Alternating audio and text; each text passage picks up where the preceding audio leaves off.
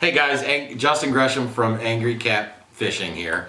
Talking about a brand new product, the Angry Cat Quik-Clip Bobber. This bobber was developed for the guys who are fishing for suspended blues and channel cats on the drift in slow moving current or slow moving water, still water, lakes. What this does is it prevents you from having to need a bobber stop while you're fishing with the big cat bobber. The way to rig this is super simple. Take your main line and put a snap swivel on it. I really like the Spro snap swivels. I use a regular Palomar knot, nice, strong, simple knot.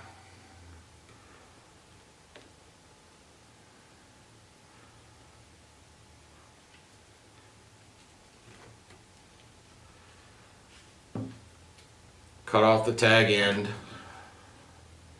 Now, just like you guys that drift the river with a double drop loop rig or what do they call it, slack bite rig, you're rigging this up the same way. You're going to put a snap swivel on your main line and then you're going to rig up a double drop loop rig just like you would do in the big river.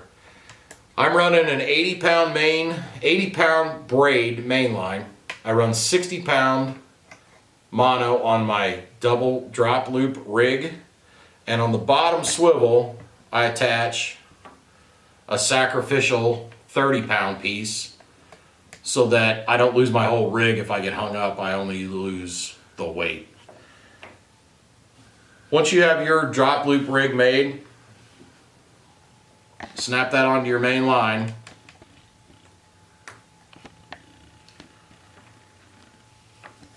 And put a weight on the bottom. We talked about this before, depending on the speed of your drift. 0.6 miles per hour, the magic number is 5 ounces of weight. So I'll hang a 5 ounce weight underneath my double drop loop rig, bait up both of my hooks, and hang it over the side of the boat. The small 2-inch bobber will hold the 5 ounces of weight on this rig without any issues. You'll still have about a third of the bobber exposed above the water line while you're dragging 5 ounces of weight.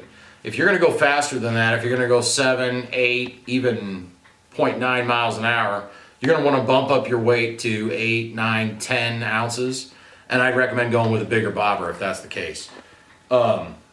With 5 ounces, we'll go ahead and use the little bobber. What I'm going to do now that my rig is set, I'm going to drop this right off the side of the boat, let it go down to the bottom. Once I'm at the bottom, I'm going to reel it up a couple cranks, or 3 cranks, 4 cranks, depending on where the fish I'm marking are suspended. If I'm not marking suspended fish, I'm just going to reel it up a crank or 2 off the bottom. Let that weight just tick the bottom as it's drifting along behind the boat. Once I'm at the bottom, once I have my line extended out to the bottom, then I'm going to attach my bobber. The way this attaches is super simple. On the bottom of this bobber is a wire quick release. It has a loop with a pigtail on it. You're going to take your main line,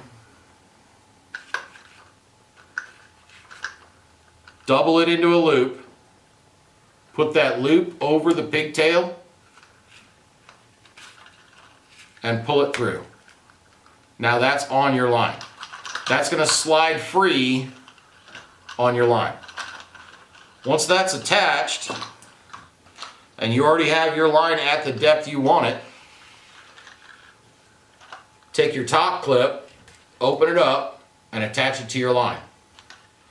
Now your bait's going to hang just like this, and your weight will be a foot, 2 feet, whatever you determine off the bottom. Once that's clipped, go ahead and feed line out. Let it run 50 feet, 60 feet, 100 feet behind your boat. That's totally your call. You're going to have tension on this line the whole time you're fishing.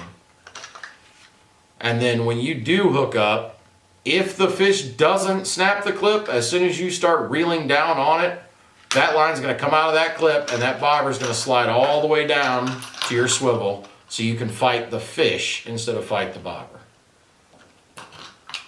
Anybody has any other questions, feel free to contact me on the website or on the Facebook page, and I'll talk to anybody anytime. Thanks a lot, guys.